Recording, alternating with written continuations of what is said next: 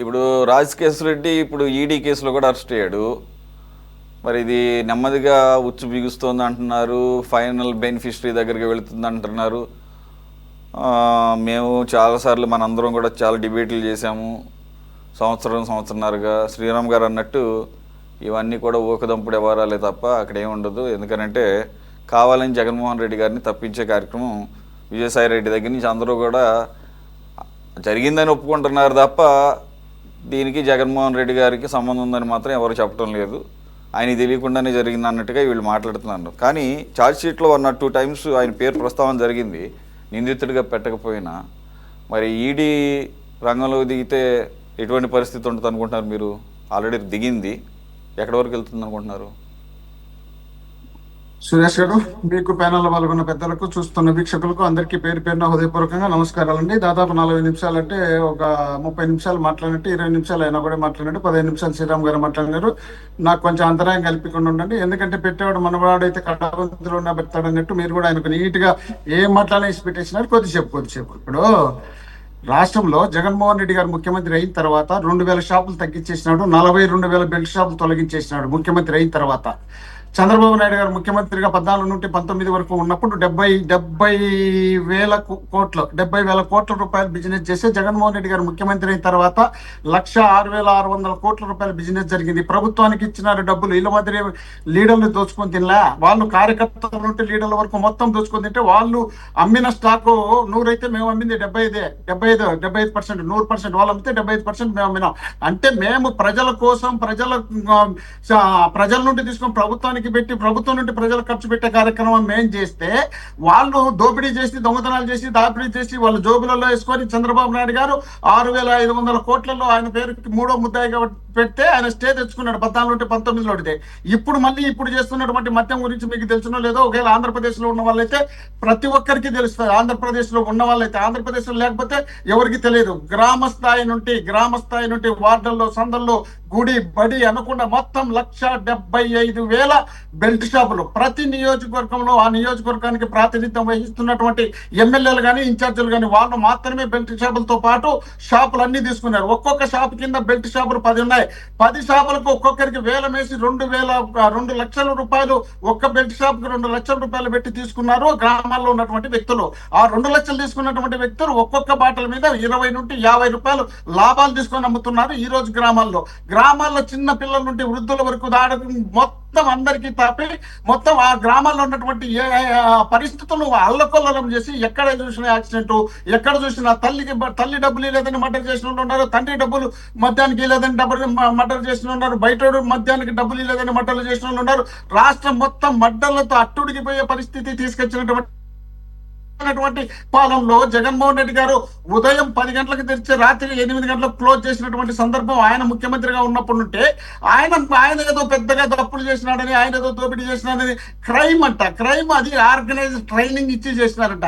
15 సంవత్సరాలు ముఖ్యమంత్రి కదా జగన్మోహన్ రెడ్డి గారు, 50 సంవత్సరాల రాజకీయ అనుభవం ఉంది కదా, అందువల్ల ట్రైనింగ్ ఇచ్చింటాడు. ఎందుకంటే గతంలో ముఖ్యమంత్రిగా ఉన్నప్పుడే నారావారి కాదు సారావారి చంద్రబాబు నాయుడు అని పేరు పెట్టింది అప్పట్లోనే.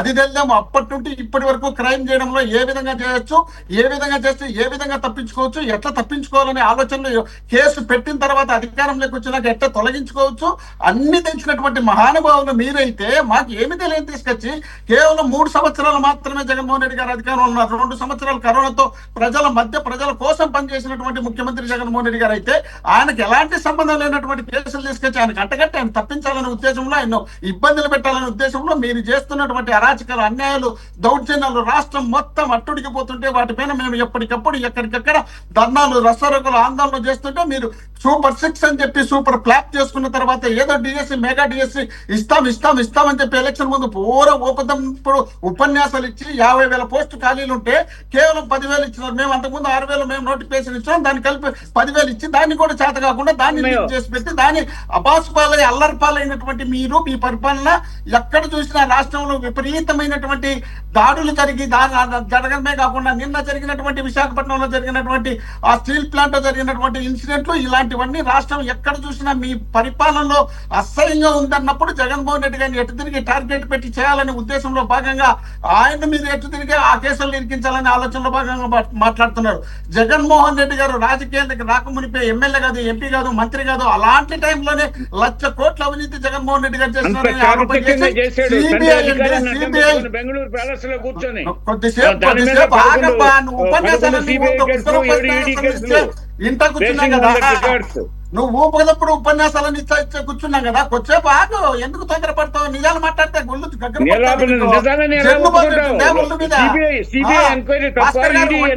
పడుతున్నాయా? నిజాలు మాట్లాడుతుంటే జగన్మోహన్ రెడ్డి కోట్ల అటాచ్మెంట్ ఉంది. సురేష్ గారు ఆయన ఆపుతారా? సురేష్ గారు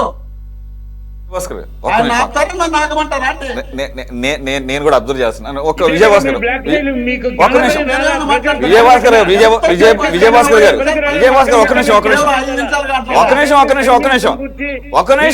విజయభాస్కర్ ఒక నిమిషం. ఇప్పుడు మీరు మాట్లాడుతున్నప్పుడు ఆయన మొత్తం వింటానే ఉన్నారు, మొత్తం ఎక్కడా కూడా అడ్డు తగలేదు, అది వాస్తవం, అక్కడ కనపడుతుంది ఆయన చెప్పినట్టుగా. రెండోది ఉంటాయి, కౌంటర్ ఆర్గ్యుమెంట్స్ ఉంటాయి. మీరు మాట్లాడినప్పుడు ఆయనకి కొన్ని అభ్యంతరాలు ఉంటాయి, కానీ ఆయన మిమ్మల్ని ఆపలేదు కదా. అభ్యంతరాలు తర్వాత మళ్ళా మీకు మళ్ళా నేను సరే ఓకే మాకు ఫ్రెష్ కదా, మాకు వినిపించండి మీ వ్యూస్ అన్ని. మా ప్రేక్షకులు వేరుంటారు కాదు, ఈ పార్టీలకు ఓటర్లు ఉన్నట్టే మా ప్రేక్షకులు వేరుంటారు. ఒక్క నిమిషం మోహన్ రావు గారు మీరే మాట్లాడుతారు, కానీ కౌంటర్లు ఇవ్వడానికి కూడా నేను ఇస్తాను టైం, ఏం పర్లేదు, టైం తీసుకుందాము, ఇబ్బంది ఏం లేదు. బాగా ఎక్కువ కాకుండా కౌంటర్లకు కూడా ఒక 1 or 2 minutes కేటాయించుకుందాం. అప్పటి వరకు మీరు గుర్తుపెట్టుకుని ఉండండి. మోహన్ రావు గారు ప్లీజ్ కంటిన్యూ. జగన్మోహన్ రెడ్డి గారు రాజకీయాలకి రాకమునిపై 84 కోట్లు ట్యాక్స్ కట్టినటువంటి మాట వాస్తవం. అది రాష్ట్రంలో కాదు, దేశంలో ఎవరు కూడా అడ్వాన్స్ ట్యాక్స్ కట్టినటువంటి వ్యక్తులు లేరు. జగన్మోహన్ రెడ్డి గారు కట్టారు. ఆ రోజు ఈ మద్యం లేదు, ఈ కుంభకోణాలు లేవు. ఆ రోజు వీళ్ళు అది కట్టిన తర్వాత స్వచ్ఛంగా రాజకీయాలకు వచ్చిన తర్వాత కాంగ్రెస్ పార్టీని ఎదిరించి ఆయన బయట పొంచి పార్టీ పెట్టుకున్న తర్వాత ఆయన జనంలోకి వెళ్ళిన తర్వాత జనంలో ఆయనకు వచ్చినటువంటి క్రేజ్ చూసిన తర్వాత ఉద్దేశపూర్వకంగా జగన్మోహన్ రెడ్డి గారిని అక్రమ కేసులు పెట్టకపోతే జగన్మోహన్ రెడ్డి గారు విచ్చలవిడిగా పెద్ద జాతీయ నాయకుల లెవెల్లో ఎక్స్పోజ్ అవుతున్నాడు. ఆయన ఎటు తిరిగి కంట్రోల్ చేయాలనే ఉద్దేశంలో భాగంగా వీళ్ళు ఎర్రంనాయుడు గారితో పాటు శంకర్రావు గారు కలిసి కేసు పెడితే ఆ కేసులో 16 నెలలు జైల్లో కూర్చుంటే సిబిఐ, సిట్టు, ఈడీలు మొత్తం దేశంలో ఉన్నటువంటి సంస్థలను వచ్చి చేస్తే ఈ బుద్ధి కొండను తొగి ఎలకలు పెట్టారు చూడు, అది చేసినారు. ఇప్పుడు పోతే ఈడీ ఏమవుతుంది, సిఐడి పోతే ఏమవుతుంది, వీళ్ళు ఎవరు పోతే ఏమవుతుంది? ఇలాంటివన్నీ వాళ్ళు చేసినారు కాబట్టి, వాళ్ళకి అలవాటు కాబట్టి, వాళ్ళు ఏ విధంగా జగన్మోహన్ రెడ్డి గారిని ఇరికించాలనే ఆలోచన వాళ్ళకు బాగా తెలుసు కాబట్టి ఈ విధమైనటువంటి అభిప్రాయంతో ముందుకు వస్తున్నారు. కాబట్టి జగన్మోహన్ రెడ్డి గారు 3 సంవత్సరాల పరిపాలన ఎంత ట్రైనింగ్ ఇచ్చాడబ్బా? 16 సంవత్సరాలు ముఖ్యమంత్రిగా ఉన్నటువంటి చంద్రబాబు నాయుడు గారు అయితే బ్రహ్మాండంగా ట్రైనింగ్ ఇచ్చారు. అంతకుముందు 50 సంవత్సరాలు మొత్తం కలిపితే 50 సంవత్సరాలు రాజకీయాలు ఏం చేసింది? జగన్మోహన్ రెడ్డి గారు వయసు 50 సంవత్సరాలు. అలాంటి వ్యక్తికి ఇలాంటి వ్యక్తికి పోలికలు పెట్టంత 2 ఎకరాలంటూ 2 లక్షల కోట్లకు దిగినటువంటి చంద్రబాబు నాయుడు గారు జగన్మోహన్ రెడ్డి గారికి ఎట్లవుతుంది పోలిక? కాబట్టి చంద్రబాబు నాయుడు గారు ఆ రాష్ట్రంలో ఉన్నటువంటి మొత్తం మోసాలు, నేరాలు, ఘోరాలు ఏ విధమైన ఉన్నాయో అవన్నిటినీ ట్రైనింగ్ పొందినటువంటి వ్యక్తి కాబట్టి అది అంతా ట్రైనింగ్ క్యాడర్ ఇస్తాడు. కాబట్టి ఆ క్యాడర్ ట్రైనింగ్ పొందినారు కాబట్టి వాళ్ళు చేస్తున్నటువంటి అరాచకాలు ఎక్కడ కనపడవని వాళ్ళు అనుకుంటున్నారు. కాబట్టి మొత్తం స్పెషల్ గా తయారు చేసి వాళ్ళ ఎమ్మెల్యేలు వాళ్ళ నియోజకవర్గాల్లో వాళ్ళే తయారు చేసి వాళ్ళు బాటల్లో పోసి మూతలు ఇచ్చి సపరేట్ గా అమ్మి రాష్ట్రాన్ని సర్వనాశనం చేస్తుంటే దాని గురించి ఆంధ్రప్రదేశ్ లో ఉన్నటువంటి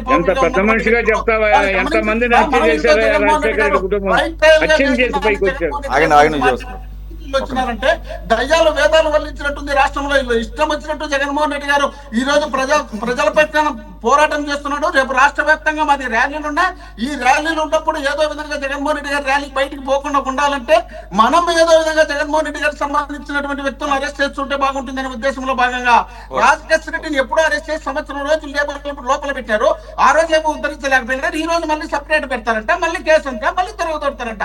నిన్న కేరళ తీసుకుపోయి అసలు రాజకీయాల సంబంధం లేనటువంటి కేఎన్ఆర్ గారు కానీ, ధనుంజయ రెడ్డి గారు కానీ, కృష్ణమోహన్ రెడ్డి గారు కానీ వాళ్ళకి ఎలాంటి సంబంధం రాజకీయ పదవుల్లో లేరు, రాజకీయాల్లో లేరు, మా సంబంధాల్లో కేవలం సీఎంఓలో ఉన్నటువంటి వ్యక్తులే వీళ్ళంతా మొత్తం చేసినారంట. వీళ్ళు ఏమీ చేయలేదంట, వీళ్ళు నీతిమంతులంట, వీళ్ళు నిజాయితీ పరులంట. గ్రామ స్థాయి నుండి మొత్తం జనాలందరికీ నరాలకి ఎక్కిస్తున్నారు వీళ్ళు. మద్యం డోర్ డెలివరీ తీసుకుపోయి ఇస్తున్నారు సార్. డోర్ డెలివరీ మద్యం ఇస్తున్నారు. మాకు పోలిక పెట్టుకుని మాట్లాడుతున్నారు. మీరు తక్కువ సేపు మాట్లాడినా అన్ని పాయింట్లు కవర్ చేశారు చాలా అనర్గళంగా. కాబట్టి మీరు అన్నట్లో ఒక్క నిమిషం, ఈ ప్రభుత్వ హయాంలో ఏం జరుగుతుంది, ఇది ఎన్ని బెల్ట్ షాపులు ఉన్నాయి, అది సెపరేట్ అంశం ఎప్పుడైనా మాట్లాడదాము.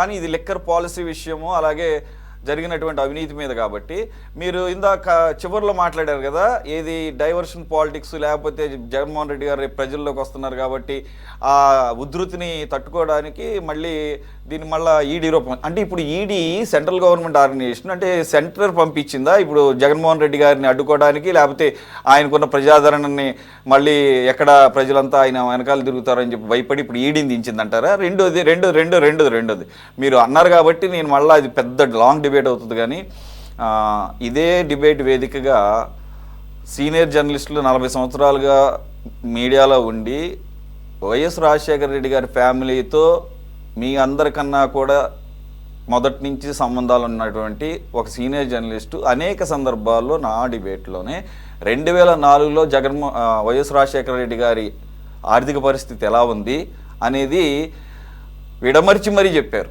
కాబట్టి ఏంటంటే ఎప్పుడు అలాగే 2019 నేను ఎవరిని సమర్థించాల, 1978లోనే మినిస్టర్ అయ్యాడంట. నాకు తెలియదు ఎవరు, మన చంద్రబాబు నాయుడు గారు పెళ్లి కాకముందే, అంటే ఎన్టీ రామారావు గారికి అల్లుడు కాకముందే 78లోనే మినిస్టర్ అయ్యారట. మరి ఎక్కడ 78 నేనేమంటున్నానంటే సమర్థించట్లేదు. కంపారిజన్ ఎప్పుడు కూడా కొద్దిగా దగ్గరగా ఉండాలి. అంటే 83లో ఒక మాజీ ముఖ్యమంత్రి అల్లుడు ఆయన స్వయంగా మీరే అన్నారు కదా 4వ ముఖ్యమంత్రి చేశాడు. 90లోనే హెరిటేజ్ పెట్టుకున్నాడు. ఓకే సరే, ఇప్పుడు ప్రభుత్వ పరంగా ఏమైనా కొంత సపోర్ట్లు ఉంటే ఉండొచ్చు, కానీ ఇంత లాంగ్ పీరియడ్ ఉంది కదా, ఇంత లాంగ్ పీరియడ్. కానీ 2004లో వైఎస్ రాజశేఖర రెడ్డి గారు ఆ ఎలక్షన్స్లో కనుక గెలవకపోతే ఆయన టోటల్గా ఆర్థికంగా అసలు చితికిపోయి ఉన్నాడని చెప్పేసి ప్రపంచం అంతటికీ తెలుసు. 2009కి వచ్చేసరికి అడ్వాన్స్ ట్యాక్స్ కడితేనేమో మీరు దాన్ని చాలా గొప్పగా చెప్తున్నారు. ఎటువంటి బిజినెస్ చేశారు, ఎటువంటి బిజినెస్. ఒక్క నిమిషం సార్, నేనేం ఆర్గ్యూ చేయట్లేదు. మీరు అంశంలోకి వెళ్ళారు కాబట్టి పబ్లిక్ డొమైన్ లో ఉన్నదాన్నే మాట్లాడుతున్నా. ఈ సిబిఐ ఈడీ కేసులన్నీ కూడా పెట్టినన్నీ కూడా సూట్ కేసు కంపెనీలు, మనీ లాండరింగ్ జరిగింది. ఈ ఒక్క 5 సంవత్సరాల కాలంలోనే అప్పటి సీఎం సెక్రటేరియట్ని ఉపయోగించుకొని ఆయన కాలు పెట్టకుండానే బిజినెస్లన్నిటికీ కూడా ఆయనకు అనుకూలంగా వాళ్ళ నాన్నగారి ముఖ్యమంత్రి పదవిని అడ్డం పెట్టుకొని సంపాదించారు అని చెప్పేసి కేసులు పెట్టింది సిబిఐ ఈడీ. ఓకే రైట్, మీరు వాటిని కూడా కాదనంటారు, అదంతా పక్కన పెడదాం. దీనికి వద్దాం. ఒక్క నిమిషం సార్, ఒక్క నిమిషం. మీరు తక్కువసేపు మాట్లాడినా మొత్తం అన్ని కవర్ చేసాం. ఒక్క నిమిషం. ఇప్పుడు ఇది ఇది ఇంకా కోర్టుల్లో వాదోపాదాల దాకా వెళ్ళలేదు కదా. నేను ఇందాక చెప్పినట్లు సుప్రీంకోర్టు దాకా ఈ బెయిల్ పిటిషన్ మీద వెళ్ళినప్పుడు సుప్రీంకోర్టు చేసిన వ్యాఖ్యలు బట్టి సుప్రీంకోర్టులు కూడా పగబట్టినాయా? మరి సుప్రీంకోర్టులు కూడా వీళ్ళందరి మీద పగబెట్టి వినాలి కదా. కొన్ని ఆన్సర్లు వినండి, మళ్ళీ ఏంటి క్వశ్చన్లు. నాకు ఆన్సర్లు వినండి మొత్తం. మీరే ఆన్సర్ క్వశ్చన్ వేసుకుంటూ పోతే ఆన్సర్ ఏంటి వచ్చేది మీకు? ఆన్సర్ అదే మీరు అన్నారు ఈడీ కేంద్రం పంపించింది అని మీరు అంటున్నారు. చంద్రబాబు నాయుడు గారు ముఖ్యమంత్రిగా లేనప్పుడు, జగన్మోహన్ రెడ్డి గారు ముఖ్యమంత్రిగా ఉన్నప్పుడు సిఐడిని తీసుకొని సిఐడికి వచ్చినటువంటి రిపోర్టుని ఈడీ నుండి సిఐడికి వచ్చింది. సిఐడి వాళ్ళు అరెస్ట్ చేసినారు. అప్పుడు ఈడీ పంపించింది అంటే మేము పోయి కేంద్రంలో చెప్పి చంద్రబాబు నాయుడు గారిని అరెస్ట్ చేసినావా? వీళ్ళు ఇచ్చినటువంటి రిపోర్ట్, ఇక్కడ ఉన్నటువంటి సిట్ ఇచ్చినటువంటి రిపోర్ట్ ఈడీకి చేరింటది. ఈడీ తీసుకొని వచ్చి చూస్తారు. చూసిన తర్వాత మీరు చెప్పినట్టు అరెస్ట్ కానీ ఇంకోటి కానీ విచారణ కానీ జరుగుతాయి. జరిగిన తర్వాత గతంలోనే మేము చెప్తున్నాం కదా, ఇలాంటి ఈడీలు సిఐడీలు మొత్తం వీళ్ళు వేసినారు, ఎన్నో కేసుల మీద జగన్మోహన్ రెడ్డి గారి మీద ఛార్జ్ షీట్ చేసినారు, అన్ని వేసినా కూడా ఒక్కటి కూడా ఇంతవరకు చెప్తే కదా కొండను దొరికి ఎలకను పట్టారని ఆ విధమైనటువంటి పరిస్థితి అప్పుడు ఇప్పుడు ఉంది. కాబట్టి వీళ్ళు కేవలం జగన్మోహన్ రెడ్డి గారిని ఏదో విధంగా బదనాం చేయాలంటే రోజు ఏదో విధంగా ఒక అరెస్ట్ చూపించేది, ఒక టైం టేబుల్ రాసుకుంటారు అనమాట. టైం టేబుల్ జగన్మోహన్ రెడ్డి గారు ఏ ప్రోగ్రామ్ చేస్తున్నారు, ఏ ప్రోగ్రామ్ చేసేటప్పుడు జగన్మోహన్ రెడ్డి గారు పోకుండా ఉండాలనే ఉద్దేశంలో భాగంగా ఇలాంటి కార్యక్రమాలు చేస్తున్నారు. ఇంకొక లాస్ట్ పాయింట్, దీని ఒక్కదానికి ఆన్సర్ చేసేయండి స్ట్రైట్ గా. ఓకే, జగన్మోహన్ రెడ్డి గారి పాత్ర వీటి గురించి కాసేపు పక్కన పెడదాం. ఇప్పటి వరకు ఆయన్ని పేరు ప్రస్తావన తప్ప ఎక్కడ పెట్టలేదు, వదిలేద్దాం. రేపు ఏం జరుగుతుందో పక్కన.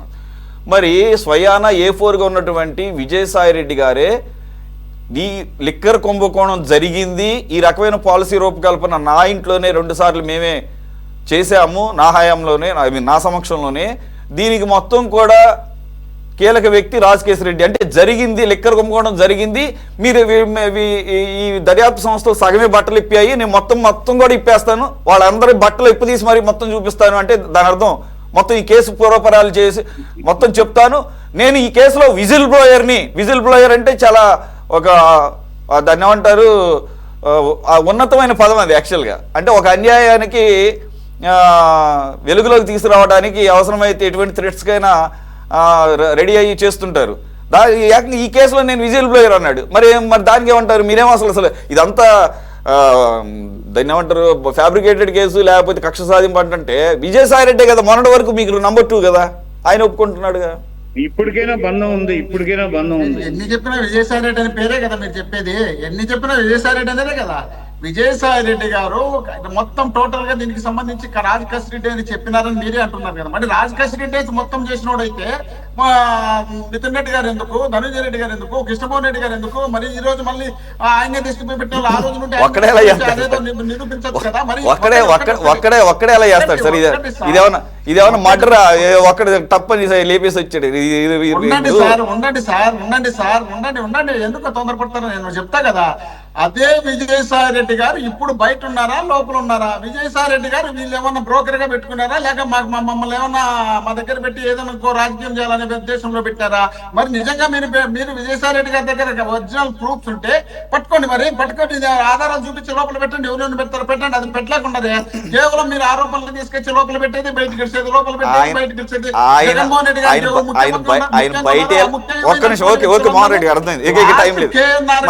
తీసుకొచ్చి లోపల పెట్టారు కదా, తీసుకొచ్చి లోపల పెట్టి వాళ్ళకి సంబంధం లేనటువంటి భూములన్నీ ఎవరెవరియో తీసుకొచ్చి కేఎన్ఆర్ బంధువులని, కేఎన్ఆర్ చుట్టాలని, తెలుగుదేశం పార్టీల గతంలో పనిచేసిన వాళ్ళని తీసుకొచ్చి అందరినీ తెచ్చి కేఎన్ఆర్ మీద కూడా పెట్టి మీరు సునకానందం పొందుతున్నారు. ఇదంతా సునకానందం తప్ప ఏమీ లేదు. రేపు మా ర్యాలీ ఉంది, బ్రహ్మాండమైన ర్యాలీ జరుగుతుంది. వీళ్ళ మీద ఈ 2 సంవత్సరాలు వెన్నుపోటు పైన దీన్ని డైవర్ట్ చేయాలంటే ఇది ఒక స్క్రిప్ట్. ఆ స్క్రిప్ట్ లో ఇది ఒక భాగమే తప్ప అక్కడ ఏది నిరూపించుకునే పరిస్థితిలో వాళ్ళు లేరు. వాళ్ళు జీవితాంతం ఏదో ఒక ఆరోపణలతోనే బతుకుతారు. ఆ రోజు రాజశేఖర రెడ్డి గారి నుండి ఈ రోజు జగన్మోహన్ రెడ్డి గారి వరకు వాళ్ళు ఎప్పుడు ఆరోపణలతోనే వాళ్ళ కాలం గడుపుకున్నారు తప్ప వీళ్ళు తప్పులు చేస్తారు, నిందలు మాకేస్తారు. వీళ్ళు తప్పులు చేయాలనుకున్నటువంటి తప్పులను తీసుకొచ్చి మా కంటగట్టి వీళ్ళు సలిగాంచుకుంటా కూర్చుంటారు. వీళ్ళు మధ్య బ్రహ్మాండమైనటువంటి కుంభకోణం చేస్తున్నారు. రాష్ట్రంలో ప్రతి నియోజకవర్గంలో వీళ్ళు తయారు చేసి అమ్ముతున్నారు. అది బ్రహ్మాండంగా జనంలోకిపోయింది.